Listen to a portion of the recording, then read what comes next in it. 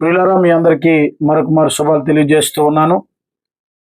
దైవభక్తిని గూర్చినటువంటి మర్మం మరి గొప్పదని బైబిల్ సెలవిస్తూ ఉంది.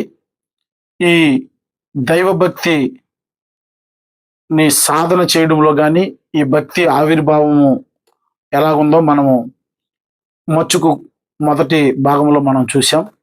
ఈ రెండవ భాగంలో మరి భక్తి ఆవిర్భవింపబడి ఆ భక్తి ఎందుకు సాధన చేయాలో, సాధన చేస్తే ఏమవుతుందో ఇప్పుడు రెండవ భాగంలో మనం చూద్దాం. చూడండి, మానవుని అంతరంగములో ఉన్నటువంటి శూన్యము ఆ మానవుని ఆత్మను ఒకలాంటి లోటుకి, తర్వాత శూన్య కేయాసులో నుంచి గందరగోళానికి గురి చేస్తుంది. అంతరంగంలో దేవునితో తాను కలుసుకున్నంత వరకు కూడా అంతరంగంలో ఏర్పరచబడినటువంటి ఆ లోటుని, ఆ ఖాళీని దేవుడు మాత్రమే పూడ్చగలడు. కనుక దేవుణ్ణి వెతుకులాడుతూ తిరుగుతున్నటువంటి ఈ మానవుని ఆత్మ ప్రకృతిని, తన చుట్టుపక్కల ఉన్నటువంటి వస్తువులను గమనిస్తూ దేవుని సృష్టిలో ఉన్నటువంటి వీటన్నిటిని గమనించడం ద్వారా మానవునికి దేవుని యొక్క గుణలక్షణాలు, ఆధారాలు కనిపిస్తాయి. ఎట్లాగంటే చూడండి, యోబు గ్రంథం 12:7-10 ఇలా రాయబడి ఉంది. ఈ ప్రకృతిలో ఉన్నటువంటి జీవులు అనగా మృగాలు, ఆకాశ పక్షులు, సముద్రపు చేపలను యోచించి, విచారించి, ధ్యానించినప్పుడు దేవుని యొక్క హస్తం వాటన్నిటినీ చేసిందని మానవుడు గమనిస్తాడు. అంత మాత్రమే కాదు, రోమా 1:20 మనం చూస్తే సృష్టింపబడిన వస్తువులను మనుషుడు ఆలోచించినప్పుడు వాటి ద్వారా దేవుని అదృశ్య లక్షణాలను, నిత్య శక్తియు, దైవత్వమును మానవుడు చూడగలుగుతాడు. అందుకు ఆ అదృశ్యుడైనటువంటి దేవుణ్ణి లక్షణాలను, దైవత్వాన్ని ఎప్పుడైతే గమనించాడో వస్తువుల్లో, ఈ జీవరాశుల్లో, అప్పుడు ఈ మనుషుడు ఏం చేస్తాడంటే ఆ దేవునితో సంబంధం ఏర్పరచుకోవడానికి చేసే ఆలోచనల్లో నుండే మానవునికి భక్తి భావన అనేది పుడుతుంది.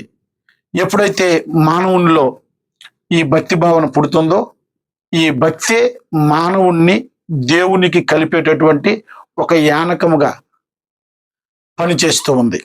చూడండి, ఎప్పుడైతే మనుషుడు ఈ భక్తి భావనలో ముందుకెళ్తూ ఉంటాడో మానవుని అంతరంగంలో ఆ దేవుణ్ణి ఆరాధించాలని, ఆ దేవునితో సహవాసం చేయాలని, అట్లాగే ఆ దేవునిని వెంబడించాలని, ఆ దేవుని కొరకు ఏదైనా పనిని భూమి మీద చేయాలని, అలాగనే ఆ దేవుని గూర్చి, ఆ దేవునితో ఉన్నటువంటి అనుబంధమును గూర్చి ఇతరులకు పరిచయం చేయాలని ఆశ కలుగుతూ ఉంది. కనుక రోజు రోజుకి దేవుణ్ణి ఆరాధించాలి, సేవించాలి, ఆయనను వెంబడించాలి, ఆయన కొరకు ఏదో ఒకటి చేయాలి, ఆయనను ప్రకటించాలనేటటువంటి ఈ ఆరాటంలో నుంచండి దైవ జనాంగమా, దైవభక్తి ఆరాధన, లేకపోతే దేవత ఆరాధన, లేకపోతే దైవ జనాంగమా, ఈ దేవుణ్ణి సేవించాలనేటటువంటి ఆశలో నుండండి కాలక్రమంలో మానవుడు విభిన్నమైనటువంటి ఎవరు దేవుడు, ఇంతకీ ఎవరిని సేవించాలి అనే ప్రశ్నలు కొన్ని పడుతూ ఉంటాయి. వీటన్నిటిలో నుండి రకరకాల ప్రతిపాదనలు అనేక మంది ఆయా ప్రాంతాలలో నుండి వారి అన్వేషణలో నుండి ప్రతిపాదిస్తూ, ఈ ప్రతిపాదనలో నుండి వాద ప్రతివాదాలు, తర్కాలు, తర్వాత అభిప్రాయాలు, ఇవన్నిటిలో నుండి మతాలు ఏర్పడతాయండి.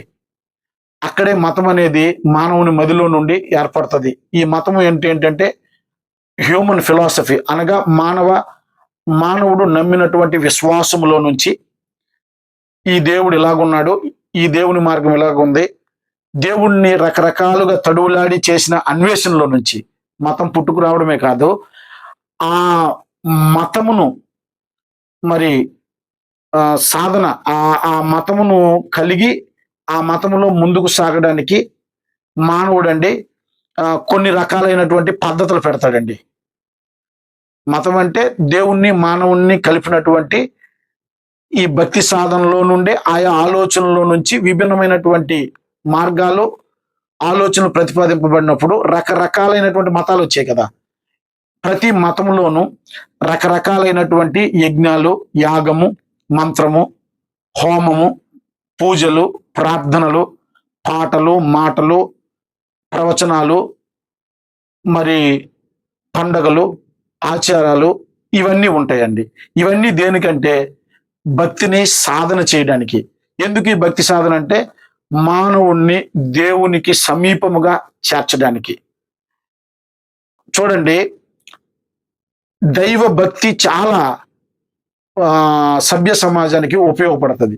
దేవుడు ఉన్నాడని ఏ మనుషుడైతే అవగాహన చేసుకుంటాడో ఆ మనుషుడు దేవుడు చూస్తున్నాడని, దేవుడు వింటున్నాడని, తప్పిదం చేస్తే ఆ మానవునికి దేవుడు తీర్పు తీరుస్తాడని లోపల ఎక్కడో చిన్న దైవ భీతిని, దైవ భయమును కలిగి ఈ లోకంలో ప్రవర్తిస్తాడు. తద్వారా దైవ భక్తి కలిగినటువంటి ఆ మనుషుడండి సాటి మనిషిని ప్రేమించడం కానీ, దయ చూపించడం కానీ, నీతిగా ప్రవర్తించడం కానీ, పవిత్రంగా జీవించడం కానీ, క్రమశిక్షణగా ఉండడం కానీ, మాటలో, ప్రవర్తనలో, ఆశలలో, భావోద్రేకాలలో, ఆలోచనలలో చాలా వరకు క్రమబద్ధీకరింపబడి ఈ భక్తి సాధనలో ముందుకెళ్లాలని ఆశపడతాడు. గమనించండి, ఈ ప్రపంచంలో ఏ సాధనైనా సరే దానికి ఒక పరిధి, ఒక లిమిటేషన్ ఉంటుంది. మరి నేను ఒకసారి ఒక యాక్టర్ రజనీకాంత్ గారు చెప్పారండి.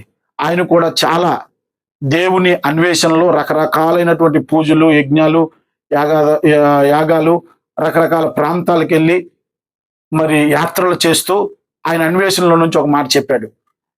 ఈ ప్రపంచంలో ఏ రంగంలోనైనా దానికి ఒక ఫుల్ స్టాప్ ఉంటుంది, కానీ ఇంకా ఎంతో ఉంది, ఇంకా నేర్చుకోవడానికి ఏదో ఉన్నది ఉన్నది ఉన్నది, ఇంకా నాకు తెలుసుకోవాలి, నాకు తెలిసింది కొంచెమే అని ఎప్పటికీ ఇంకా నేర్చుకోవడానికి ఎంతో ఉన్నది అనేటటువంటి ఒకే ఒక సాధన భక్తిలో ఉందట. ఈ గాడ్లీనెస్, అదే దైవ భక్తిలో ఉన్నదని ఆయన కూడా తెలియజేశాడు. నేను అది విన్నాను. చూడండి దైవ జనాంగమా, ఈ మాటలు వింటున్నటువంటి ప్రియులరా, దైవ భక్తి ఒక మనుషుల్ని దేవునితో అనుసంధానం చేయడమే కాదు, ఈ సమాజంలో కూడా దైవ భక్తిని బట్టి ఎంతో వరకు మనము మనుషుల్ని క్రమముగా ఉంచడానికి, సమాజాలను, మానవ అభివృద్ధికి దైవభక్తి చాలా దోహదపడుతుంది. కనుక దైవ భక్తి సాధన అనేది చాలా ప్రాముఖ్యమైనది. బైబిల్ సెలవిస్తుందండి, ఈ దైవభక్తి అట ఈ లోకానికి, పరలోకానికి ఎంతో ప్రయోజనకరమైనది. మిగతా విషయాలు 3వ భాగంలో మనం ధ్యానం చేద్దాం. దేవుడు ఈ మాటలు దీవించి మనమందరము దేవుడు ఉన్నాడని, ఆయనతో మనం ఐక్యం అవ్వాలని, ఆయనని చేరడమే మనకు అంతరంగంలో నెమ్మదిని, నిబ్బరాన్ని, సంతోషాన్ని, నిరీక్షణను పుట్టిస్తుందని ఎరిగి మనము దైవభక్తి కలిగి సాధన చేద్దాం. వచ్చే భాగంలో ఎవరు దేవుడు, ఎందుకు దేవుడు, భక్తికి సాధన చేయాలంటే ఆధారం ఏంటి, భక్తిహీనత అంటే ఏంటి, వీటిని గురించి నేర్చుకుందాం. దేవుడు అంతవరకు మనల్ని కాచి కాపాడి దీవించును గాక. ఆమేన్.